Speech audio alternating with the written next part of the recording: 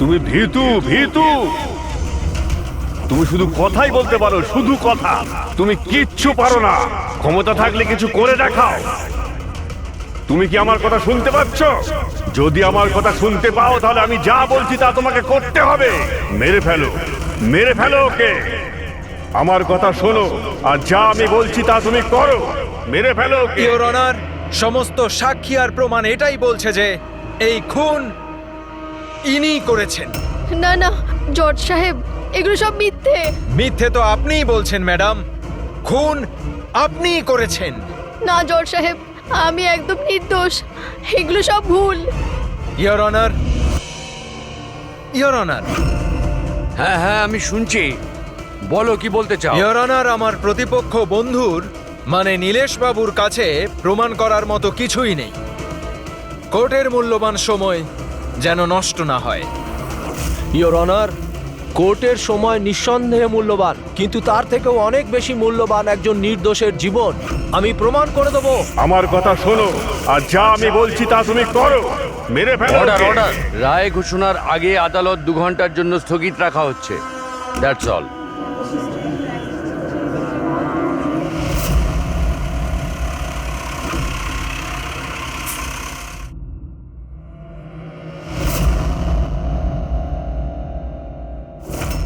শোনো, তোমাকে ওকে মেরে ফেলতে হবে। তুমি এটা করতে পারো। ওর বেঁচে থাকার কোনো অধিকার নেই। ওকে মরতেই হবে। ওকে মেরে ফেলো, ওকে মেরে ফেলো তুমি।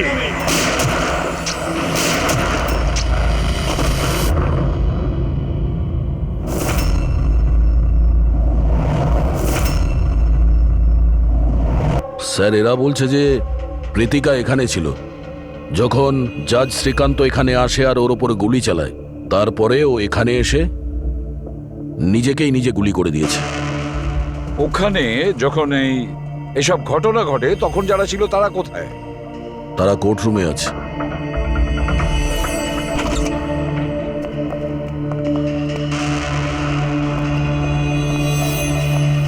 আচ্ছা, একটু ডিটেলসে বলবেন এখানে কি হয়েছিল? স্যার, এই কেসটার শুনানি চলছিল। জজ সাহেবের শরীরটা হঠাৎ খারাপ হয়েছিল। উনি 2 ঘন্টার বিশ্রাম নিয়েছিলেন। আর হঠাৎই নিজের চেম্বারে এসে নিজেকে আর অভিযুক্তকে গুলি করে মারেন। কিন্তু ওনার কাছে তো বন্দুক থাকতো না। ওনার কাছে বন্দুক কোথা থেকে এলো? সে তো আমরাও বলতে পারছি না যে গান এলো কোথা থেকে, তবে ওনার কাছে একটা গান ছিল। তার মানে বন্দুকের ব্যবস্থা আগে থেকেই করে রেখেছিল। মনে হচ্ছে জজ সাহেব পুরো প্ল্যান করেছিলেন প্রীতিকাকে খুন করার জন্য। মনে তো তাই হচ্ছে। আচ্ছা, জজ সাহেবের এই কেসের সঙ্গে কোনো পার্সোনাল ইনভলভমেন্ট ছিল? না না স্যার, সেরকম কিছু নয়। প্রীতিকার সাথে কোনো ব্যক্তিগত শত্রুতা? জজ সাহেব তো খুবই বুঝদার মানুষ ছিলেন। কেসের প্রত্যেকটা দিক খুব মনোযোগ সহকারে লক্ষ্য করতেন স্যার। বেশ কয়েকদিন ধরে আমার এটাই মনে হচ্ছিল যে কিছু না কিছু গন্ডগোল আছে। ম্যাম, তাহলে কি জজ সাহেবের শরীর ভালো ছিল না? সেটা তো আমি জানি না, কিন্তু কিন্তু হ্যাঁ, উনি উনি অদ্ভুত অদ্ভুত আওয়াজ শুনতে পাচ্ছিলেন। এমনই একটা ঘটনা হয়েছিল। কি গো, এসো, খেতে দিচ্ছি তো।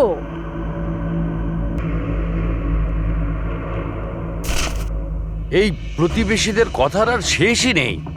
যখন খুশি যা খুশি বলে যাচ্ছে। আরে কি হলোটা কি?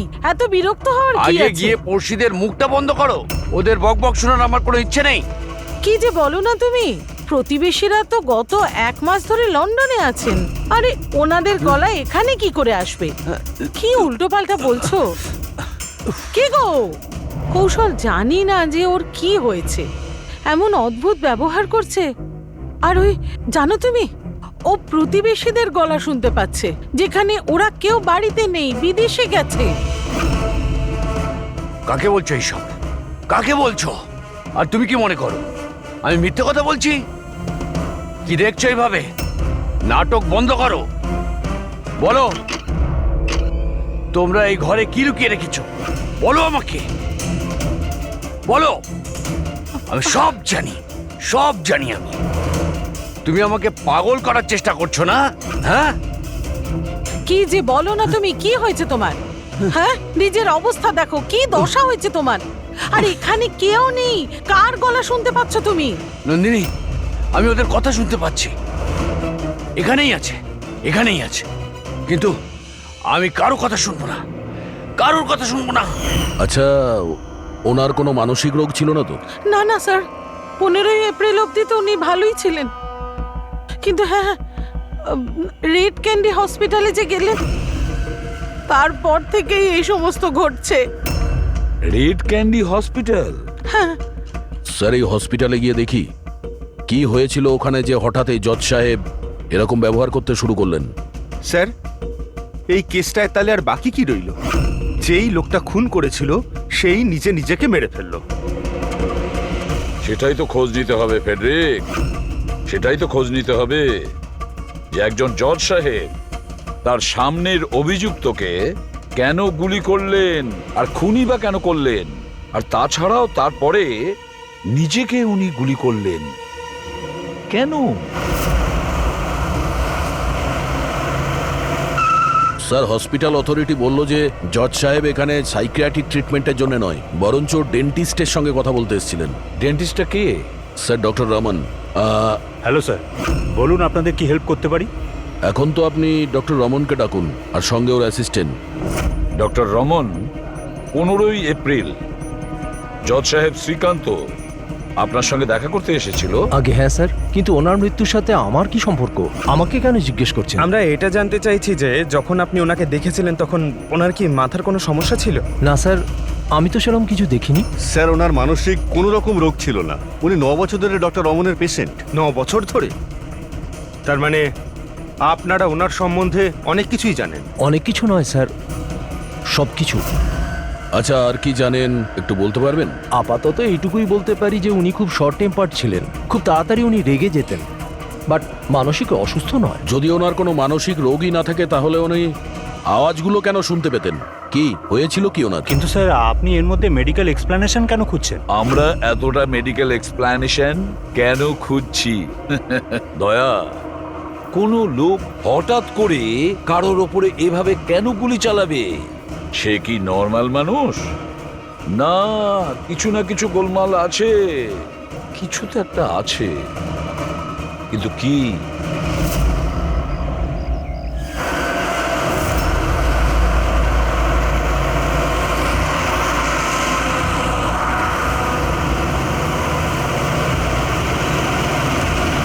বীরেন, তুমি শুধু শুধু চিন্তা করছো। সিকিউরিটির দায়িত্ব যখন ধনঞ্জয় নিয়েছে তখন আমরা নিরাপদে পৌঁছে যাব।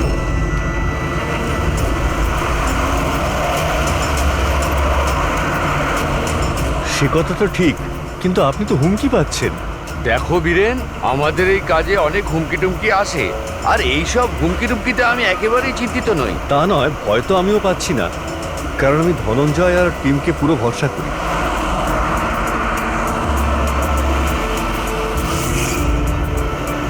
স্যার, আমরা হলের 500 মিটার পর্যন্ত কাউকে যেতে দিচ্ছি না, আর সব জায়গায় সিসিটিভি লাগানো রয়েছে।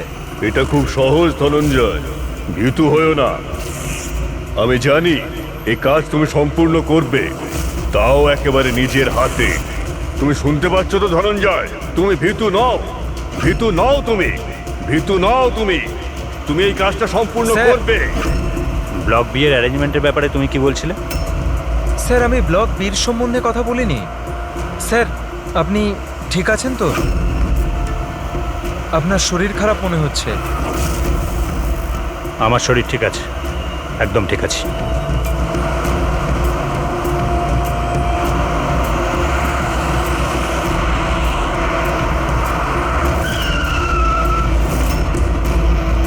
ধনঞ্জয়, তোমার ওকে মারতেই হবে।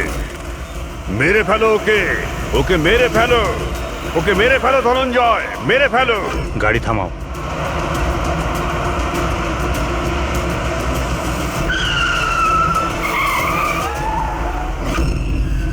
এখানে গাড়ি থামালো কেন? স্যার, কি হলো? এগিয়ে যাও ধনঞ্জয়, তোমার মিশনকে কমপ্লিট করো।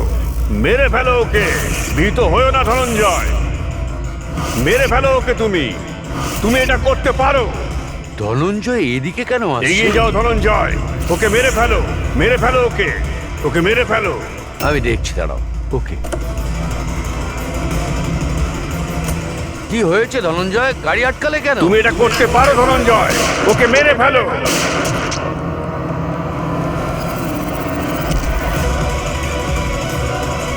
ও মাই গড!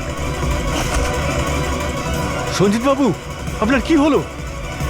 ধনঞ্জয়, এসব কি করলে তুমি?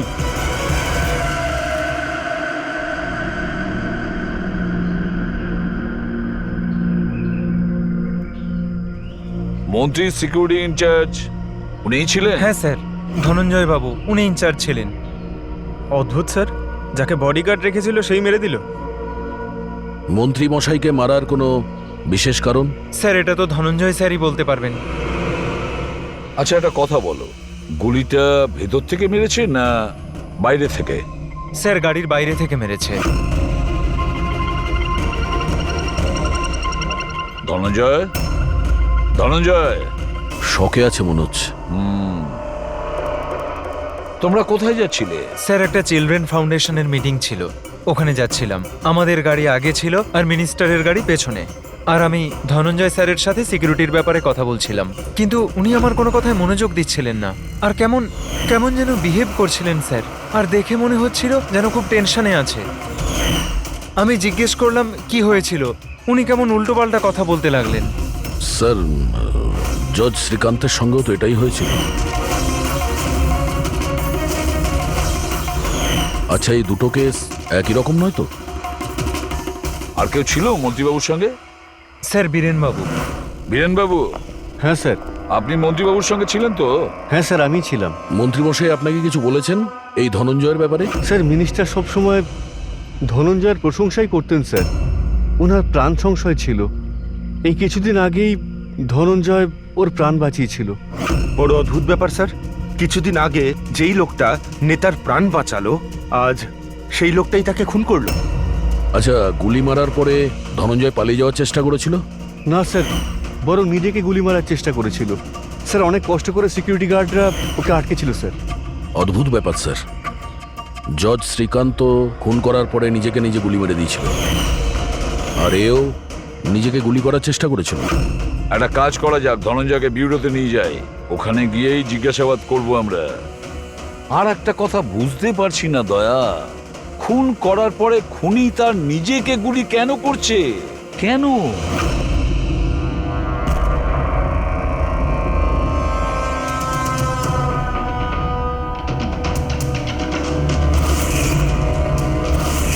বস, ডক্টর রেনু, ইনি ক্রিমিনাল সাইকোলজির উপর রিসার্চ করছেন। হ্যাঁ, এই দুজনের কেস এনাকে বলা হয়েছে? Yes boss.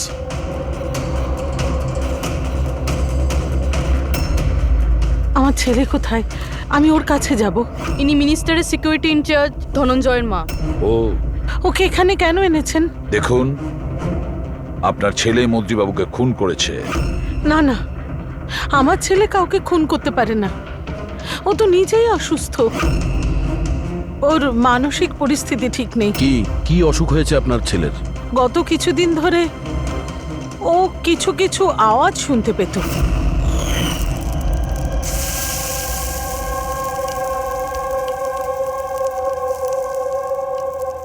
ধনঞ্জয়, কি হয়েছে বাবা? চিন্তিত মনে হচ্ছে। অফিসে কোনো প্রবলেম আছে নাকি? কোনো টেনশন? দুদিন ধরে তুই আমার সঙ্গেও ভালো করে কথা বলছিস না। কেউ তো আছে এখানে। শোন না, আমি তোর ফেভারিট রান্না করছি, পালং শাক। এই ঘরে কেউ তো আছে যে আমার সাথে কথা বলছে। আরে আমি তো বকর বকর করছি, আর কে কথা বলবে তোর সাথে? কেউ তো আমাদের ছাড়াও আছে এই বাড়িতে যে আমার সাথে কথা বলছে। মা, মা, কেউ তো আছে এই বাড়িতে আমাদের ছাড়াও। মা, আমার অদ্ভুত সব আওয়াজ আসছে কানে। কেউ আমার সাথে কথা বলছে। আমরা দুজন ছাড়া আর কেউ নেই বাড়িতে। কেউ আছে যে আমার সাথে বন্ধ হয়ে গেল আওয়াজটা। আবার আসছে, আবার এই আসছে। ধনঞ্জয়, কেউ নেই, কেউ আরে নেই বলছি। কেউ তো আছে মা এখানে। কেউ নেই বাবা, তুই এখানে বস। মনে হচ্ছে তোর শরীর ঠিক নেই, আমাদের ডাক্তারের কাছে যাওয়া উচিত। কিন্তু এমনটা তো শুধু স্কিজোফেনিয়াতেই হয়। স্কিজোফ্রেনিয়া? হ্যাঁ, হয়তো আপনারা এটা জানবেন যে স্কিজোফ্রেনিয়া একটা মানসিক রোগ। এরকম অবস্থায় পেশেন্ট অনেক রকমের আওয়াজ শুনতে পায়, মানুষ না হওয়া সত্ত্বেও তারা দেখতে পায়, আর পেশেন্ট এমনকি নিজেকে মেরে ফেলার চেষ্টাও পর্যন্ত করে। আপনারা কি আমাকে বলতে পারবেন যে ওই পেশেন্টদের বয়স কত ছিল? শ্রীকান্তবাবুর বয়স 50 বছর আর ধনঞ্জয় 42। কিন্তু এই বয়সে তো স্কিজোফ্রেনিয়া হয় না। আমি কি ওর সাথে দেখা করতে পারি? পেশেন্টের সঙ্গে কথা বলতে হবে। হ্যাঁ নিশ্চয়ই, পড়বি।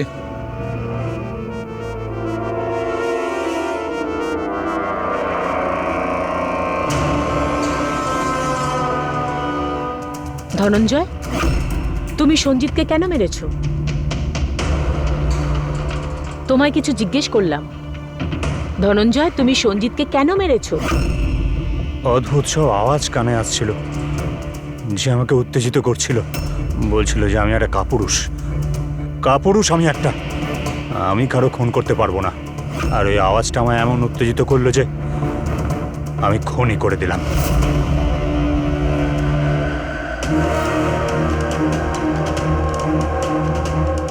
আর তোমার গাল এটা ফুলে আছে কেন? আমার দাঁতে ইনফেকশন হয়েছে। জজ শ্রীকান্ত, ওরও তো দাঁতে ইনফেকশন ছিল স্যার। হ্যাঁ, আমার ছেলেরও দাঁতের চিকিৎসার পর থেকেই ওর শরীর খারাপ হচ্ছিল। কি? দাঁতের চিকিৎসা করানোর পরে আপনার ছেলের শরীর খারাপ হয়? এই কোন ডেন্টিস্টের কাছে ট্রিটমেন্ট করিয়েছেন? Doctor Raman, red candy hospital. Red candy হসপিটালে গিয়েছিল, তারপর থেকে ওনার সঙ্গে এই সমস্ত কিছু হচ্ছে। কিরকম কোইন্সিডেন্স দেখেছো? ধনঞ্জয় আর শ্রীকান্ত দুজনেরই দাঁতের প্রবলেম, দুজনের ডেন্টিস্ট এক, আর ওদের দাঁতের চিকিৎসা করার পরেই শরীরটা খারাপ হয়েছে। এটা কিরকম কোইন্সিডেন্স? গন্ডগোল আছে, অনেক গন্ডগোল আছে।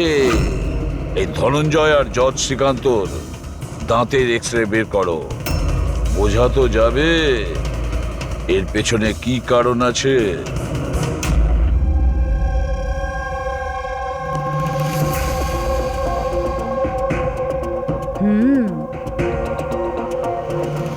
এটা কি হতে পারে স্যার? এটা দেখুন। কি হয়েছে? এই মার্কস। তাই তো, দাঁতের উপর এগুলো কি ফরেন অবজেক্টের মতো? এক্স্যাক্টলি, তার উপর দুজনের দাঁতেই রয়েছে। দুটো লোকের দাঁতের উপর কিছু একটা ফরেন বডির মতো কিছু একটা, কি হতে পারে?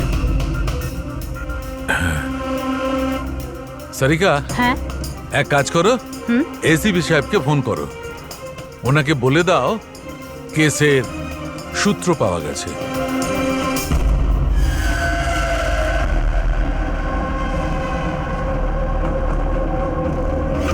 এই দেখো বস, দুজনের দাঁতের উপরই এই ধরনের চিপ। এটা তো বাদ দেখছি। হ্যাঁ স্যার, আপনি ঠিকই বলেছেন। স্যার, এটা তো গোয়েন্দাগিরিতে ব্যবহার করার জন্য ট্রান্সমিটারের মতো।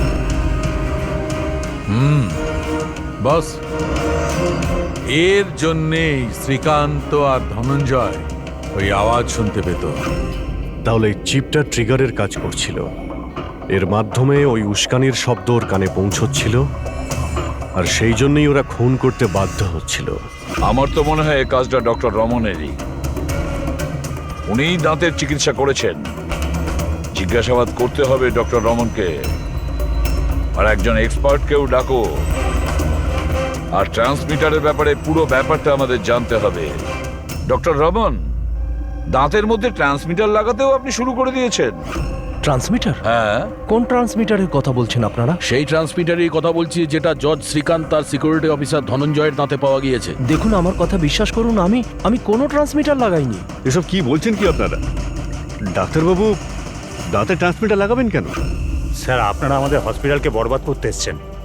ডক্টর রমন আমাদের হসপিটালের একজন দায়িত্বপূর্ণ ডক্টর স্যার, এই ধরনের কাজ উনি করবেন না। কিন্তু এই ধরনের কাজ এখানে তো হয়েছে।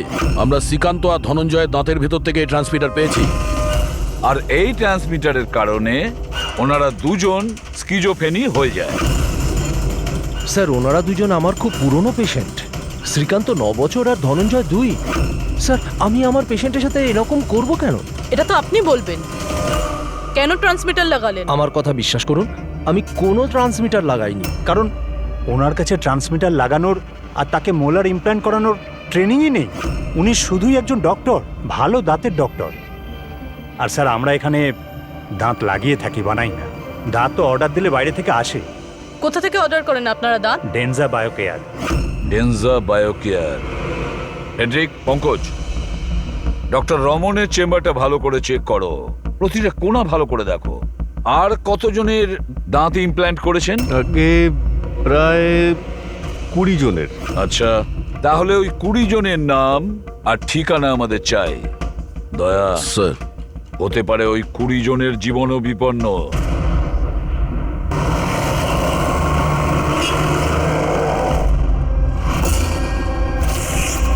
কিছু বুঝতে পারছো?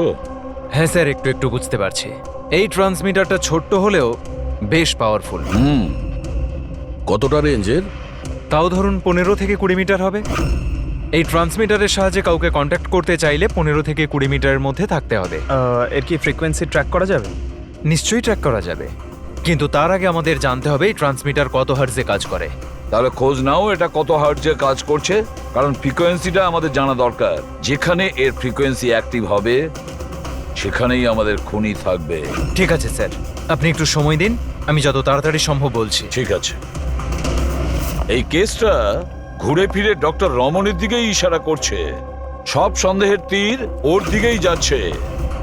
কিন্তু স্যার, উনি ওনার পুরনো পেশেন্টকে খুন কেন করবেন? হ্যাঁ স্যার, হসপিটাল অ্যাডমিনিস্ট্রেটর বলছিল যে এইরকম ট্রান্সমিটার বানানোর ক্ষমতা ডক্টর রমনের নেই।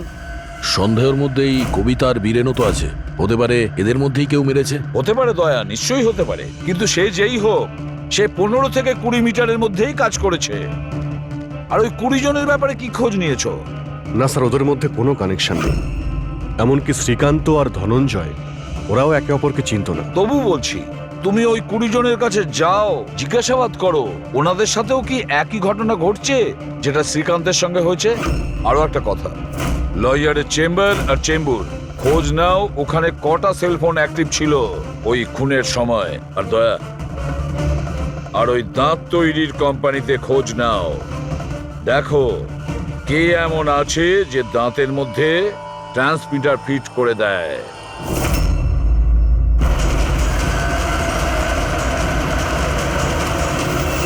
বিনয় তো আপনারই নাম? হ্যাঁ, আমার নামই বিনয়। সরি, চিনতে পারলাম না।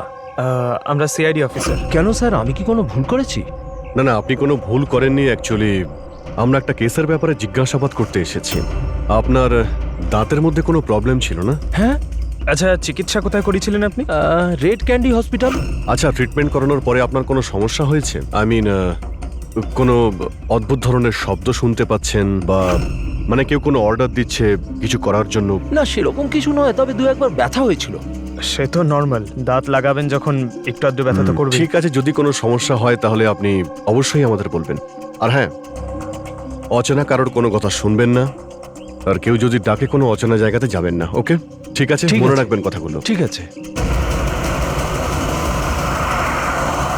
ডক্টর রমন খুবই ভালো। দাঁত লাগানোর পর আমার খুব একটা কিছু প্রবলেম হয়নি। আপনি কোনো আওয়াজ শুনতে পান? কি বললেন বুঝলাম না। না, যাদেরকে ডক্টর রমন দাঁত লাগিয়েছে তাদের মধ্যে কয়েকজন অদ্ভুত ধরনের আওয়াজ শুনতে পাচ্ছে। না, আমার সাথে তো এরকম কিছুই হয়নি। আচ্ছা, যদি আপনার সঙ্গে এমন কিছু হয় আপনি কিন্তু আমাদের ইনফর্ম করবেন। ইয়া, শিওর। আপনারা এখানে দাঁত বানান না মিনিয়েচার ট্রান্সমিটার? মানে কি স্যার? মানে এটাই যে এখানে দাঁতের মধ্যে ট্রান্সমিটার ফিট করা হয়, খুন করার ষড়যন্ত্র করা হয় এখানে। হ্যাঁ না স্যার, আপনাদের কোথাও ভুল হচ্ছে স্যার। আমরা এই ধরনের ইলিগাল কাজ এখানে করি না। ইল্লিগাল কাজ হয়েছে এখানে। এই দেখুন, রেড ক্যান্ডি হসপিটালে আপনারাই দাঁত পাঠিয়েছিলেন, তাই না? আগে হ্যাঁ ম্যাডাম। তার ভিতরে ট্রান্সমিটার ফিট করা ছিল। জজ শ্রীকান্ত আর সিকিউরিটি অফিসার ধনঞ্জয়ের দাঁত এখানেই বানানো হয়েছিল না? দাঁড়ান স্যার, চেক করে বলছি।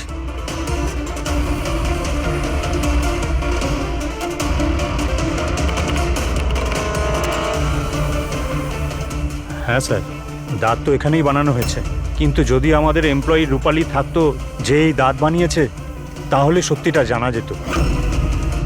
কোথায় আপনাদের সে এমপ্লয়ি রূপালী? ও তো কাল রাতেই মারা গেছে। কি করে মারা গেছে? ওর তো অ্যাজমা অ্যাটাক হয়েছিল, অথচ চিন্তার ব্যাপার এটাই যে ওর কখনো অ্যাজমা ছিলই না। আগে হ্যাঁ স্যার। ওর বাড়ির অ্যাড্রেসটা দেবেন প্লিজ। আপনি দাঁত কবে লাগিয়েছেন? স্যার 2 মাস হয়ে গেছে। কোনো সমস্যা হয়েছে আপনার? না, কোনো প্রবলেম নেই, ওই দাঁত লাগিয়েছিলাম, ঠিক আছে। না মানে অদ্ভুত ধরনের কোনো আওয়াজ শুনতে পাচ্ছেন কি আপনি? না স্যার, কিন্তু কি হয়েছে? দেখুন, রেড ক্যান্ডি হসপিটালে যারাই ট্রিটমেন্ট করিয়েছেন তাদের কোনো না কোনো সমস্যা হচ্ছে, আর তাদের মধ্যে 2 জন তো মারাও গেছেন। স্যার স্যার আমি মরতে চাই না। না না, আপনি ভয় পাবেন না, সেরকম কিছু নয়। আপনার যদি কখনো কোনো এরকম সমস্যা হয় যে আপনি অদ্ভুত ধরনের শব্দ শুনতে পাচ্ছেন বা এমন কোনো কাউকে দেখতে পাচ্ছেন যে নেই, মানে কেউ যদি আপনাকে বলে কার সঙ্গে কথা বলছেন, যদি এরকম কিছু হয় তাহলে অবশ্যই আমাদের ফোন করবেন। পঙ্কজার কতজন বাকি রয়েছে? স্যার, চেক করার জন্য আরো 5 জন বাকি আছে। ওই 5 জনকে খুব তাড়াতাড়ি চেক করতে হবে। কে বলতে পারে যে ওই খুনির পরবর্তী টার্গেট এদের মধ্যে কেউ হতে পারে? হ্যাঁ স্যার।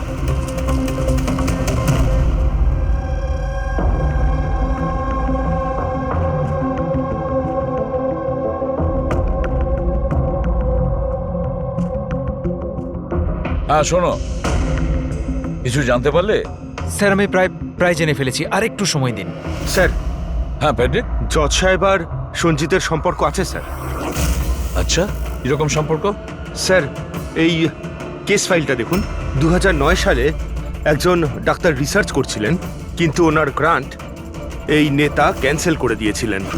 আর ডক্টরের প্র্যাকটিস করার লাইসেন্স ক্যান্সেল করেছেন মিনিস্টার সঞ্জিত, আর ওর শাস্তি ঘোষণা করেছে শ্রীকান্ত বাবু, আর নাম হলো ডক্টর ললিত।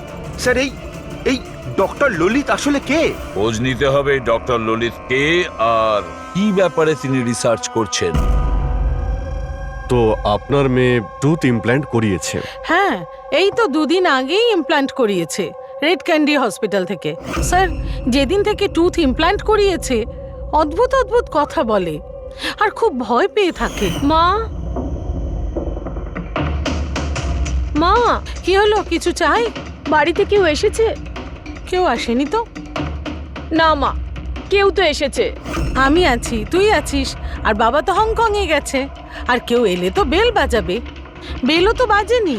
জানি না মা, কি হচ্ছে। ঘুম থেকে ওঠার পর থেকেই মনে হচ্ছে যেন বাড়িতে কেউ আছে, আর আমার ব্যাপারে নানা রকমের কথা বলছে। বুঝতেই পারছি না। তোর শরীর ঠিক আছে তো? কোনো স্বপ্ন দেখেছিস নাকি? না মা, কোনো স্বপ্ন দেখিনি। মনে হচ্ছে না আমার কানে বাজছে সবকিছু। মা, প্লিজ একটা কাজ করো, আমার জন্য 1 কাপ চা দাও আমার ঘরে। আমার মাথা পুরো ঘুরছে। তো এখন জিয়া কোথায়? ওকে ব্যান্ড্রার একজন সাইকোলজিস্টের কাছে পাঠিয়েছি।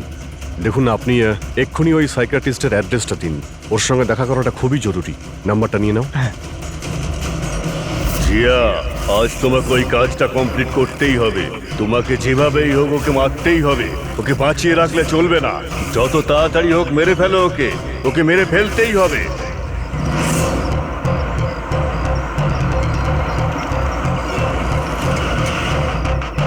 কোথায় যাবেন ম্যাডাম? JK market. ওকে বলো তোমাকে জেকে মার্কেট যেতে হবে। আমি বলছি ম্যাডাম, কোথায় যাবেন?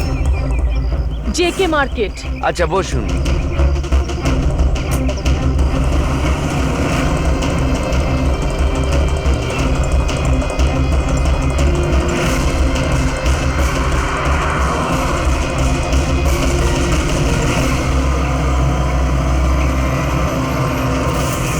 জিয়া, তুমি ভীতু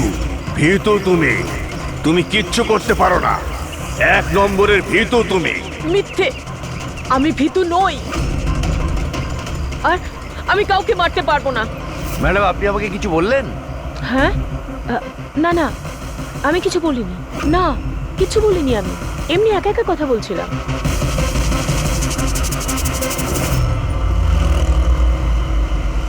জিয়া, তোমায় ওকে মারতেই হবে। তুমি ওকে বাঁচিয়ে রাখতে পারো না, তোমায় ওকে মারতেই হবে। জিয়া, মেরে ফেলো ওকে। না, আমি কাউকে খুন করতে পারবো না। কারণ না। আরে দাদা, গাড়ি কেন থামিয়ে দিলেন? ম্যাডাম, গাড়ি আর আগে যাবে না। কেন যাবে না? আমি তো বললাম ম্যাডাম, গাড়ি আর আগে যাবে না। যাবেন না যখন তো আগে বলতে পারতেন। ম্যাডাম, আপনি নামবেন না আমি গাড়ি থেকে নামবো?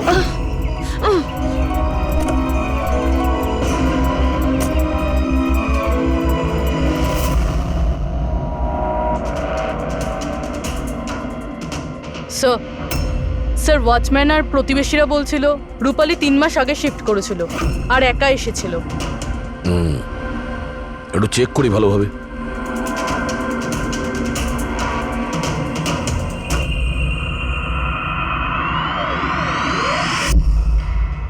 এটা কি?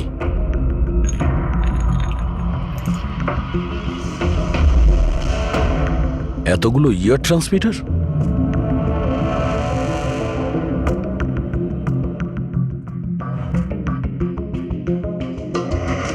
এই ডক্টর রমনের পেশেন্টদের পুরো ডিটেলস আছে এখানে।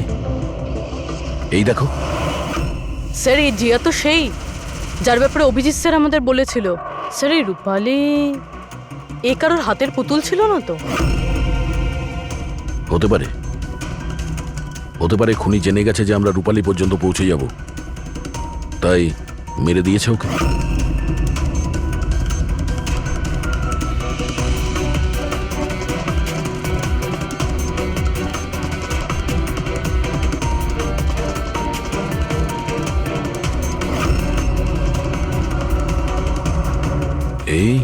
এই মিনিস্টার, সঞ্জিত, বীরেন আর জিয়া, এই 3 জনের মুখে রেড সার্কেল। মন্ত্রীমশাইয়ের মুখে ক্রস মেরেছে। মন্ত্রীমশাই তো মারা গেছেন, এখন বাকি আছে এই বীরেন আর জিয়া। মানে পরের নম্বর এদের।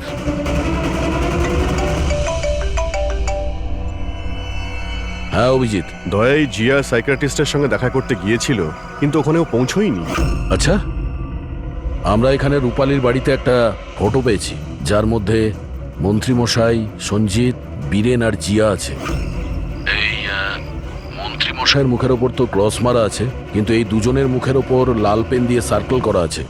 আচ্ছা, এরকম নয় তো যে এই জিয়া বীরেনকে মারতে গেছে? তুমি এক কাজ করো, বীরেনকে অ্যালার্ট করো, খোঁজ নাও যে ও কোথায়। ততক্ষণ আমি জিয়ার লোকেশন ট্র্যাক করছি আর তারপর দেখা করছি। ওকে? ইয়া। পুরবি, একটু বীরেনকে ফোন করো তো।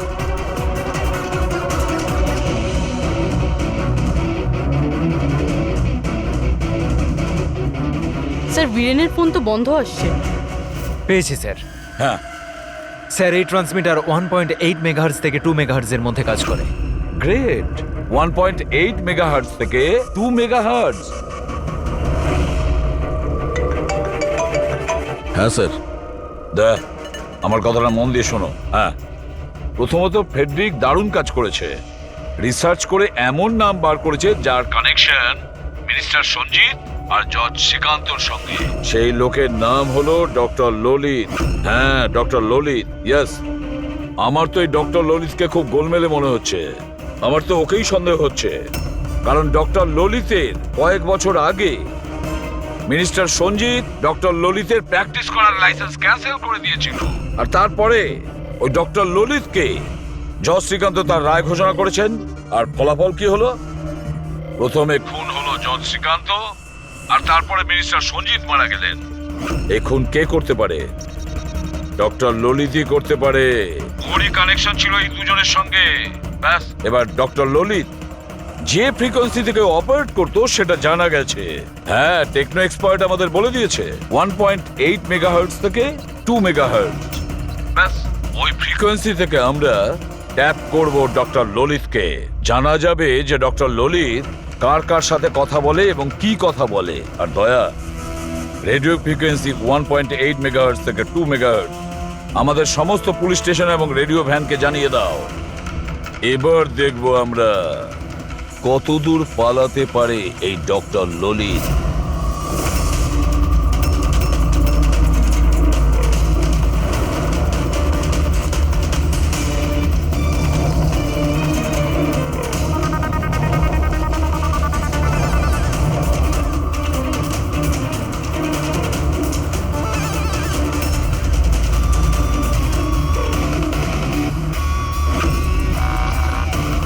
এই ফ্রিকোয়েন্সিতে কোনো কিছু নজরে আসছে না? যখনই কথা বলবে ধরা পড়ে যাবে। পুরো মুম্বাই এই ফ্রিকোয়েন্সিটাকে প্রত্যেক 5 কিলোমিটার অন্তর ট্র্যাক করছে। যদি জিয়া বীরেনকে মারতে যায় তাহলে সেই খুনি 1.8 বা 2তে নিশ্চয়ই আসবে।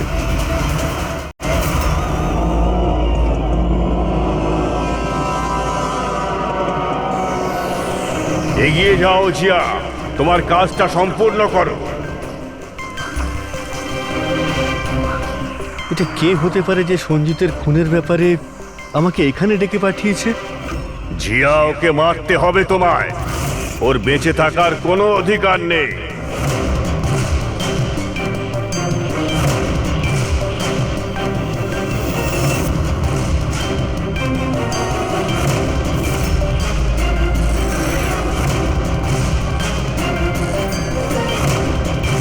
বেশি চিন্তা করো না, ওকে মেরে দাও, মেরে দাও তুমি ওকে জিয়া। ওর বেঁচে থাকার কোনো অধিকার নেই। ওর দিকে তাকাও, ভালো করে দেখো ওকে, ও তোমার সামনে রয়েছে।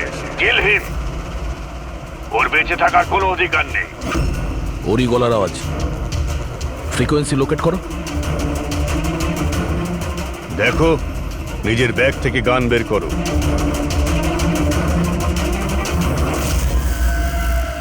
জিয়া, তুমি ভীতু নও। Shoot him, shoot him. Location কি বলছে? স্যার, জেডি মার্কেট মারোল দেখাচ্ছে।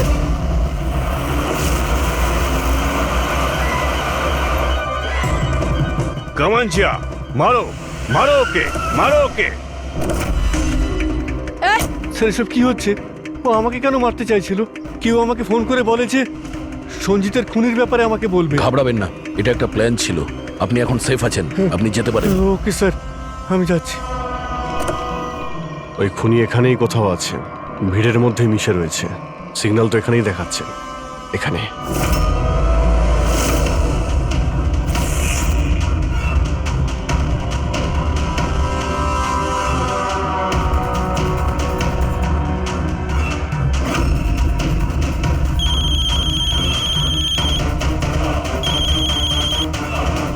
হ্যালো, অভিজিৎ বলছি।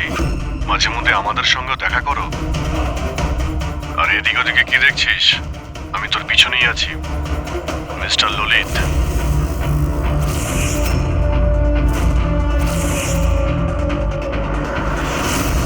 হসপিটালের অ্যাডমিনিস্ট্রেটর পবন। অপরাধী যতই তার নাম বদলাক আর তার বেশ বদলাক, একদিন না একদিন তাকে ধরা পড়তেই হয়। কি, চলো।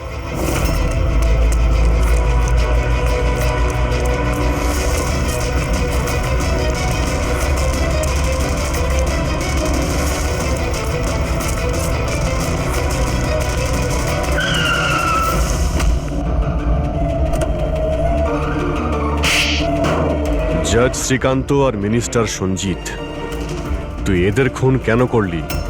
প্রতিশোধ নিতে চেয়েছিলাম। প্রতিশোধ। ওরা আমার জীবন বরবাদ করে দিয়েছিল। কিরকম প্রতিশোধ? আমি নামকরা ডাক্তার ছিলাম। স্কিজোফ্রেনিয়া নামক একটা অসুখের উপর তার ট্রিটমেন্টের জন্য আমি এক্সপেরিমেন্ট করছিলাম।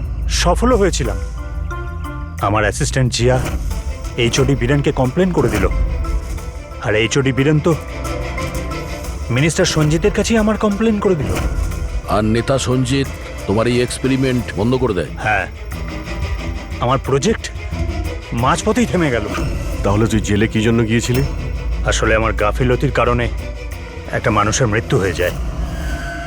জজ শ্রীকান্ত কিছু চিন্তা ভাবনা না করি 10 বছরের সাজা দিয়ে দেন আর ডক্টর হওয়ার সম্মানটাই ছিনিয়ে নেন। তাহলে তুই এদের মেরে তোর হারিয়ে যাওয়ার সম্মান উদ্ধার করতে চেয়েছিলি। নামান্না, রূপালী, এদের ইনভলভমেন্ট কি ছিল? জেল থেকে বেরোনোর পর আমি আমার শত্রুদের ট্র্যাক করতে শুরু করি। আমি ওদের মধ্যে এমন একটা ডিভাইস ফিট করতে চেয়েছিলাম যেন ওরা কিছু টের না পায়। ডক্টর রমন আর রূপালী আমাকে সাহায্য করছিলেন। ওরা কিভাবে সাহায্য করেছিল? জজ শ্রীকান্ত আর জিয়ার দাঁতের সমস্যা হয়েছিল। ওরা ওদের চেক আপের জন্য ডক্টর রমনের ক্লিনিকে আসা যাওয়া করত। নেতা সঞ্জিতের দাঁতে কোনো সমস্যা ছিল না, কিন্তু তার বডিগার্ড ধনঞ্জয়ের দাঁতে প্রবলেম ছিল। আমি ওকে ফ্রি ডেন্টাল চেক আপের লোভ দেখালাম আর ডক্টর রমনের ক্লিনিকে পাঠিয়ে দিলাম। ডক্টর রমন ওকে নতুন দাঁত লাগানোর পরামর্শ দিলেন। আর আমার কথাতেই রূপালী ওর দাঁতের মধ্যে ডিভাইস ফিট করে দিল। আর রূপালী এসব করতে রাজি হলো? হ্যাঁ, কারণ আমি রূপালীকে ভালোবাসতাম। আমরা দুজন মিলেই ডেন্টাল ক্লিনিক খুলেছিলাম। রূপালী সেই কাজে আমায় সাহায্য করতো। তাহলে ওকে তুই কেন খুন করতে গেলি? কারণ জজ শ্রীকান্ত আর মিনিস্টারের মৃত্যুর পর ওর কাছে পৌঁছে যেতেন আমি ধরা পড়ে যেতাম, তাই ওর মুখ বন্ধ করতে ওকে মারতে হলো। শুধুমাত্র বদলা নেওয়ার জন্য তুমি অনেক কিছু করেছো, কত সুন্দরভাবে খুন করেছো। এর ফল কি হয়েছে? শেষ পর্যন্ত ধরাই পড়লে না? আমার উদ্দেশ্য কাউকে মারা ছিল না স্যার, আমি জিনিয়াস সেটা প্রমাণ করতে চেয়েছিলাম। রক্ত মাংসে গড়া মানুষগুলোকে অস্ত্র বানিয়েছিলাম। তোর যদি এই ব্রেনটাই তুই কোনো ভালো কাজে লাগাতিস তাহলে অপরাধী নয়, আর সারা জীবন জেলের মধ্যে পচে মরতেও হতো না তোকে।